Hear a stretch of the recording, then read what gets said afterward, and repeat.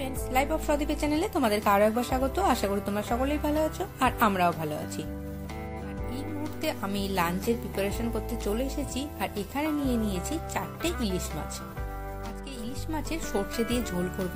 আমি অনেকের ইলিশ মাছের রান্না দেখেছি, দেখতে তো বেশ সুন্দর হয়, আশা করি খেতেও খুব সুন্দর হয়। তবে এখানে আমি আমার মা যেমন ভাবে বানায় সেরকম ভাবে বানাবো, কারণ আমার মায়ের হাতের ইলিশ মাছের ঝোল আমার দারুণ লাগে। প্রথমে আমি যেটা করলাম, ইলিশ মাছগুলো তো নুন হলুদ দিয়ে মাখিয়ে রেখে দিয়েছি আর এখানে দেখো কড়াইয়ে তেল গরম করে তাতে একটু সামান্য নুন দিয়ে দিয়েছি যাতে ইলিশ মাছগুলো না লাগে। আর একটা কাজ করেছিলাম, সেটা হচ্ছে মিক্সার গ্রাইন্ডারে আমি আর কি পোস্ত আর একটা লঙ্কা দিয়েছি, এটাকে আমি প্রথমে বেটে নেব। আমার মাছ ভাজা হতে হতেই পোস্ত তো বাটা হয়ে গেছে, এবার আমি বেটে নিচ্ছি হচ্ছে সর্ষে। আর সর্ষে বাটার সময় আমি সবসময় একটু নুন দিয়ে বাটি যাতে আর কি তিতো না হয়ে যায়। আমি মাছটাকে খুব কড়া করে ভাজবো না, হালকা করে এপিট ওপিট ভেজে নেব। আর এটা না ভেজেও কিন্তু সর্ষে দিয়ে মাছের ঝোল, ইলিশ মাছের ঝোল বেশ ভালো লাগে। তবে আমরা দুজনেই আবার ইলিশ মাছের তেল খেতে খুব পছন্দ করি, তাই একটু ভাজছি যাতে ওই ইলিশ মাছের গন্ধযুক্ত একটু তেলটা পাওয়া যায় আর সেই তেলটা দিয়ে ভাত খাবো।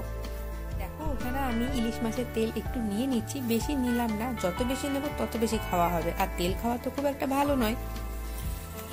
আমি আর কি ঝোলটা বানানোর জন্য কড়াইটা চেঞ্জ করে নিলাম, কারণ ওটা ফ্ল্যাট কড়াই, সেখানে না ঝোলটা খুব একটা ভালো হয় না আর চারিদিকে ছড়িয়ে রান্নাঘরটার 12টা বেজে যায়। তাই আমি ওই কড়াইটা চেঞ্জ করে এখানে আমি সর্ষের তেল গরম করে নিয়েছি আর দিয়ে দিয়েছি কালো জিরে ফোড়ন। কালো জিরে ফোড়ন দেওয়ার পরে এখানে আমি হলুদ আর লঙ্কা মানে গুঁড়ো, সেটাকে একটু জল দিয়ে ভিজিয়ে রেখেছিলাম সেটাই দিলাম। এরপর আমি দিয়ে দিলাম ওই যে পোস্ত আর লঙ্কাটা বেটে রেখেছিলাম সেইটা। আর এখন আমার গ্যাসের ফ্লেমটা খুবই লো আছে। এবার আমি যেটা করছি সেটা হচ্ছে যে আমি সর্ষেটা বেটেছিলাম সেই সর্ষেটাকে আমি খুব ভালো করে ছেঁকে নিচ্ছি যাতে কালোগুলো আর কি না পড়ে। কালোগুলো পড়লে না আমার মনে একটু তিতো লাগে আর পেট খারাপও হতে পারে। আমি মাকে দেখেছি সবসময় এরকম ভাবে ছেঁকে নেয়, তো আমিও ছেঁকেই নিলাম। ছেঁকে নিয়ে এবার এটা দিয়ে দেবো।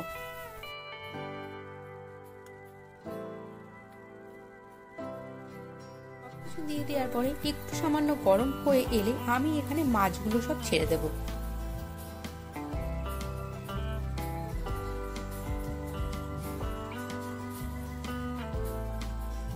মাছগুলো তো সব দিয়ে দিয়েছি। এবার যেটা করব সেটা হচ্ছে এই যে ঝোলটা আমি একটু যে কড়াইটায় মাছ ভেজেছিলাম সেই কড়াইটায় দিয়ে এখানকার যে তেলগুলো আছে সমস্ত তেলগুলোকে নিয়ে আমি আর কি এই ঝোলটাতে আবার দিয়ে দেবো। কারণ ওই তেলগুলো মানে তেলের কড়াইয়ে ইলিশ মাছ বা যে কোনো মাছ ভাজার যে তেল থাকে সেই কড়াইয়ে মাছ রান্না করলে বা মাছের ঝোল রান্না করলে কিন্তু খুব টেস্ট হয়।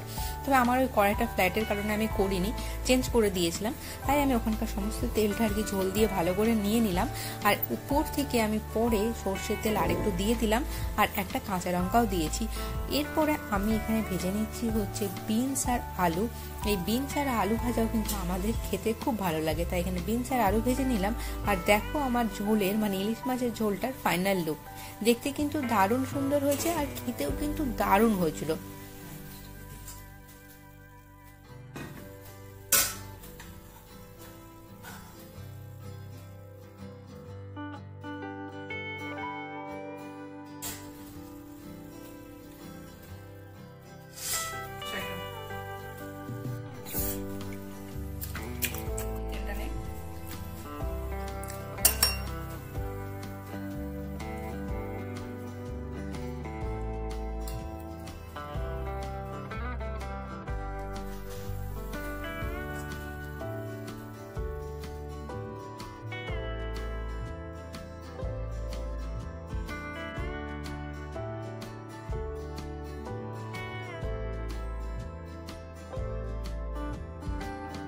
নিয়ে তো অলরেডি দুজনে খেতে বসেও গেছি। আর শুভ যেহেতু তেল খেতে ভালোবাসে তাই ম্যাক্সিমাম তেলটা ওই খেয়েছিল, আমি একটু সামান্য খেয়েছিলাম। আর ইলিশ মাছে যে একটা লঙ্কা দিয়েছিলাম ওই লঙ্কাটা আমি আর কি খেতে ভালোবাসি, তাই আমি লঙ্কাটা নিয়ে নিয়েছি। আর আজকের প্লেটে খুব একটা বেশি কিছু সাজাইনি, একটু গাজর, টমেটো, শসা আর ওইটা আলু আর বিনসে ভাজা করেছিলাম। আর ফুলকপি ওই বাঁধাকপির ভর্তাটা আমি এর আগের দিনই করেছিলাম, তো সেটাই ছিল। আর মাছের ঝোল, ব্যাস এইটা নিয়ে আমাদের আজকের লাঞ্চ কিন্তু হয়ে গেছে এবং অসাধারণ হয়েছিল সবকিছু খেতে। লাঞ্চ করার 2 থেকে আড়াই ঘন্টা পর আমরা ফল নিয়ে বসেছি। আর এই ফলগুলো মানে এই মৌসুমী লেবুগুলো এত সুন্দর খেতে হয় আর এত মিষ্টি আর এত রসে ভরা, কি মানে অপূর্ব লাগে। ফ্রিজ থেকে বের করেছি তো ঠান্ডা ঠান্ডা আরো সুন্দর লাগছে। আর ফল খাওয়ার একটা নিয়ম হচ্ছে সবসময়তেই খাবার খাওয়ার 2 থেকে 2.5 ঘন্টা পর মানে খাবারটা হজম হয়ে যাওয়ার পর ফল খাওয়া উচিত। ভরা পেটে ফল কোনো সময় খাওয়া উচিত নয়। এখন প্রায় 8টা মতো বাজে, আমরা দুজনে বেরিয়ে পড়েছি একটু হাঁটাহাঁটি করতে, চারিদিকটা ঘুরে বেড়াতে। আর এই যে জায়গাটা এসেছি, এটা হচ্ছে একটি মানে বিচ, যেটা আর কি ফলস বিচ বলতে পারো, কারণ আশেপাশে কোনো সমুদ্র নেই। আর যে লেকটা আছে সেই লেকটাও অনেক দূরে। এই বিচটা বানানোর কারণ হচ্ছে এখন যেহেতু সামার ভ্যাকেশন পড়ে গিয়েছে, সমস্ত বাচ্চাগুলোর বড়দের সকলের আর কি ছুটি চলছে, তো এই সময়ে যাতে প্রত্যেক মানুষ বাচ্চাগুলো এখানে এসে খেলা করতে পারে, আনন্দ করতে পারে, মজা করতে পারে। আর যারা বড় তাদেরও তো সামার ভ্যাকেশন, ধরো বাচ্চাগুলোর যাদের মা বাবা, এখানকার কিন্তু মা বাবাগুলো বাচ্চাদের সাথে খুব ভালো টাইম স্পেন্ড করে এবং প্রচুর সময় দেয়, যতটা সময় ওরা পায় দিতে। তো ওরাও মা বাবারা সাথে করে বাচ্চাগুলোকে নিয়ে চলে আসে আর এখানে বাচ্চাগুলো খেলাধুলো করে। খেলাধুলার প্রচুর আইটেম এখানে আছে। আজকে একটা খুব ভালো খেলার জিনিস এখানে আছে, যেটা আজকে দেখছি বন্ধ করা আছে। 2টো জিনিস আছে, গাড়ি আছে, এখানে কিছু গাড়ি পাওয়া যায়, যে গাড়িগুলো আর কি মানে 1 ঘন্টায় 1 ইউরো নেয়। তো সেই গাড়ি করে সবাই মানে ঘুরে বেড়াতে পারে এই সিটিটা পুরোটা সুন্দরভাবে। অনেক কিছু খেলার জিনিস আছে, তবে আজকে দেখলাম কিছু কিছু খেলার জিনিস বন্ধ আছে। তো এখানে মানুষ এসে, বাচ্চারা এসে খেলাধুলো করে আর বড়রা এখানে বসে থেকে চিল করে।